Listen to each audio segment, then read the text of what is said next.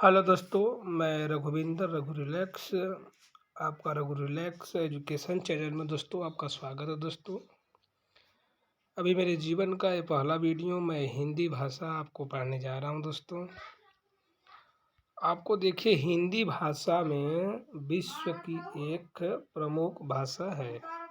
ठीक है दोस्तों, हिंदी भाषा भारत का वर्णन भारतीय के भाग 17 एवं 8वीं अनुसूची में अनुच्छेद 343 351 में से है दोस्तों।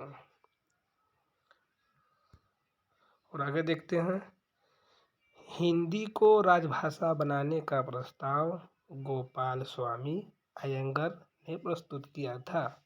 हिंदी को राजभाषा बनाने का प्रस्ताव गोपाल स्वामी अयंगर ने प्रस्तुत किया था। भारत की राजभाषा हिंदी, ये देखिए आर्टिकल 343 टू 351 और धारा 18 पार्ट 17 में लिया गया है। विकास के क्रम में हिंदी विकास का क्रम, मतलब हिंदी कैसे कैसे विकास हुआ है दोस्तों। ये देखिए आपके सामने कैसे हिंदी का विकास हुआ दोस्तों। ठीक है, पहले संस्कृत, फिर पाली, फिर प्राकृतिक, फिर अपभ्रंश, फिर अवहट्ठ हिंदी। ये दोस्तों हस्तलिखित नोट्स हैं, बहुत मेहनत से बनाया गया दोस्तों। प्रमुख भाषा एवं उनकी लिपियाँ, आप किसी भी भाषा को अगर सीखेंगे तो उसकी लिपि जानकारी के बारे में जानना अवश्य है कि कौन सी भाषा का कैसा लिपि है दोस्तों। तो आप देखेंगे कि हिंदी की देवनागरी लिपि है दोस्तों, और उर्दू का फारसी लिपि दोस्तों, अंग्रेजी का रोमन लिपि, और नेपाली का देवनागरी, और पंजाबी का गुरुमुखी लिपि। तो आपको ये अवगत करा दिया गया दोस्तों। आगे है हिंदी भाषा की लिपि। ठीक,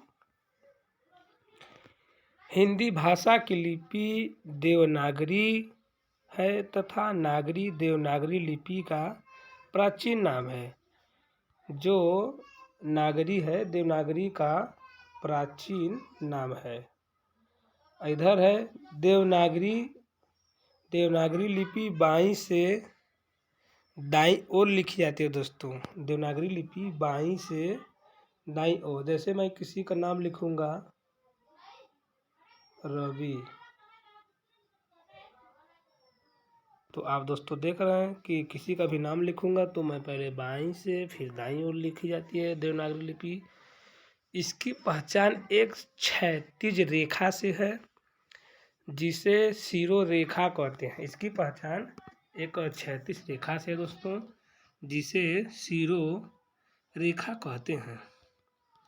और इस लिपि का प्रयोग सर्वप्रथम, देवनागरी लिपि का प्रयोग कहाँ हुआ था? इस लिपि का प्रयोग सर्वप्रथम गुजरात के नरेश जयभट्ट के एक शिलालेख में मिलता है दोस्तों।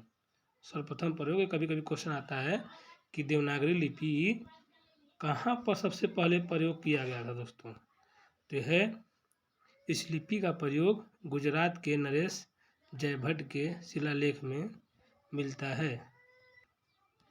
अगला है दोस्तों देवनागरी लिपि का विकास क्रम।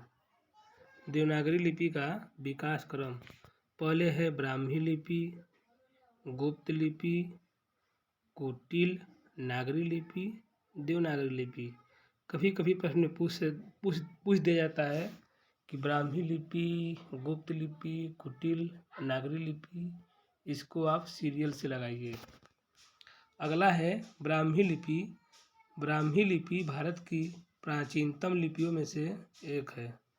आपसे कोई पूछ सकता है कि सबसे प्राचीन लिपि कौन सी है, तो आप आसानी से बता सकते हैं कि सबसे प्राचीन लिपि भारत की ब्राह्मी लिपि है।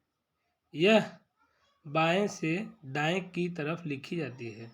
यह मात्रात्मक लिपि है, व्यंजनों पर मात्रा लगाकर लिखी जाती है। यह एक कैसी लिपि है? मात्रात्मक लिपि है जो व्यंजनों पर मात्रा लगाकर लिखी जाती है।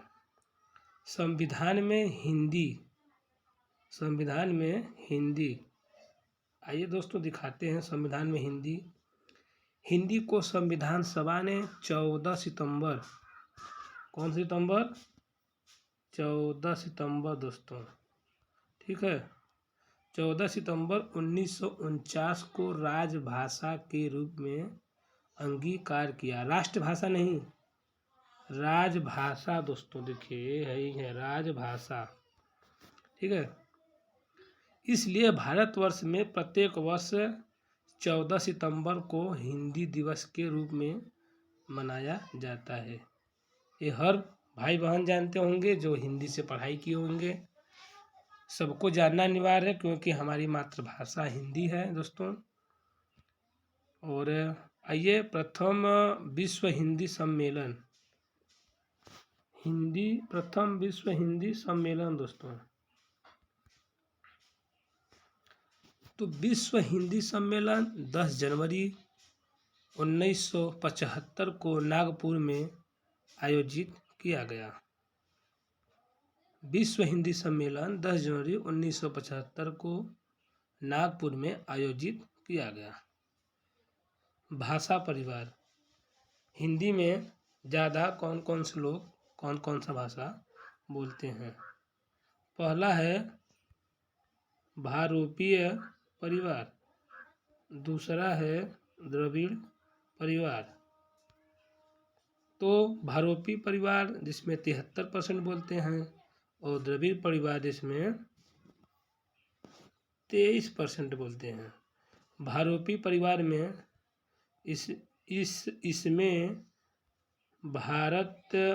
भारत व यूरोप में प्रचलित भाषाओं का समावेश है। इसके अंतर्गत हिंदी, रूसी, उर्दू, फारसी, बांग्ला पर दोस्तों देखिए वही रहता है बांग्ला, और ग्रीक, पंजाबी,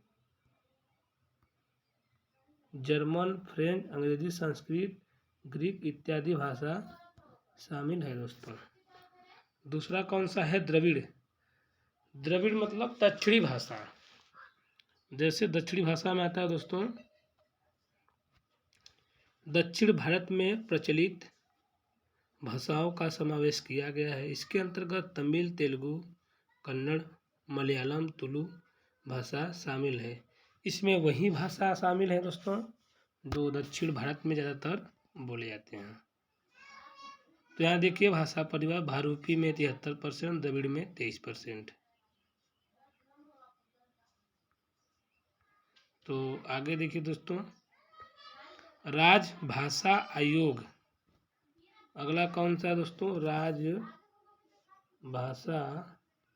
आयोग दोस्तों।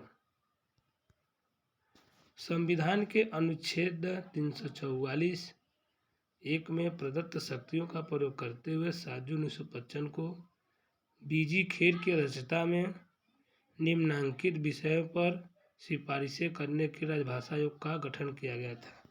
राजभाषा आयोग का गठन किसने किया दोस्तों? श्री बीजी खेर। कभी कभी क्वेश्चन पूछ देता है बीजी खेर का पूरा नाम दोस्तों, तो आपके दिखाई दे रहा है दोस्तों, बीजी खेर का नाम है पूरा नाम बाल गंगाधर खेर। ठीक है दोस्तों, आज के लिए इतना। मैं केवल हिंदी भाषा के बारे में बताना चाह रहा दोस्तों। बहुत छोटा ही वीडियो है जो देखने में अगर आपको अच्छा लगे तो हमारे चैनल को सब्सक्राइब करिएगा। ठीक है दोस्तों, आज के लिए इतना सही। अगले वीडियो में दोस्तों मिलेंगे। क्या है? वर्णमाला है दोस्तों। अगला वीडियो मेरा रहेगा वर्णमाला पर दोस्तों। आज के लिए इतना दोस्तों। थैंक्स, धन्यवाद।